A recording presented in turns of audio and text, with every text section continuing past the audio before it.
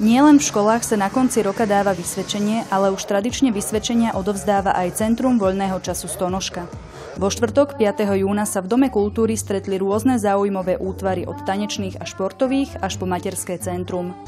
Na podujatí s názvom Stonožkino vysvedčenie predviedli svojim rodičom a známym, čomu sa celý rok venovali. Keďže účastníkov bolo veľmi veľa, okolo 220 až 230, vystúpenia boli rozdelené do 2 koncertov. Tento rok bol mimoriadne až priam by som povedal výnimočne úspešný, pretože máme ceny a medaile skutočne zo všetkých súťaží.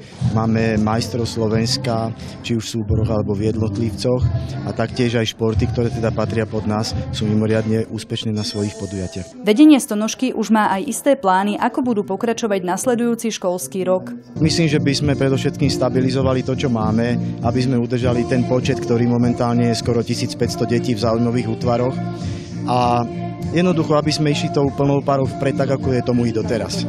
Návštevníci krúžkov si tak počas prázdnin môžu poriadne odpočinúť, aby boli v septembri opäť plní chuti do ďalších aktivít so Stonožkou.